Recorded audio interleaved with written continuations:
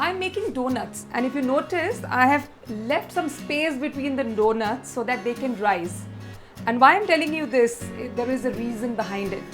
If your loved one has recently been diagnosed with cancer, you are as overwhelmed as a caregiver as he or she is.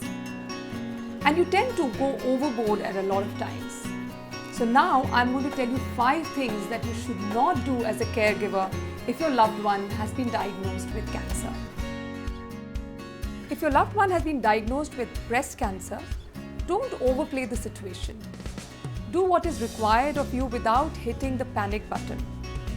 There is this tendency to Google, but trust your doctor. His or her years of experience will put things into perspective which Dr. Google cannot. Google if you must, only to put questions to the point. Don't make all decisions for her as if it doesn't matter. Keep her in the loop. It is important for her to be part of such decisions that is going to impact her life. Don't choose breast removal over breast conservation surgery because you think it is best for her. If a surgeon thinks that breast conservation is the right decision for her, then please encourage her to make that decision. Remember, her femininity does matter to her. Don't over-pamper her. You never did that before, and she's used to that muted pampering. Your over-pampering can actually throw her off guard and make it difficult for her to deal with this hyped disease.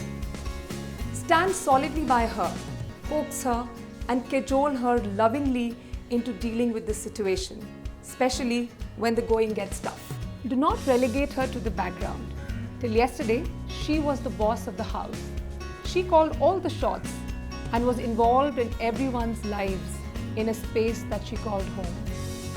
Gently restrict, but please do not restrain. Disease or no disease, let her continue to be the boss of your house. Don't share this news with all and sundry. Don't think everyone is empathizing with you. For a lot of them, this is only a piece of news worthy of broadcast. Make sure you surround yourself and your loved one with people who care, who love you and are willing to stand by you during these tough times, and share only those success stories that are associated with this disease. Oh, I think my donuts are ready.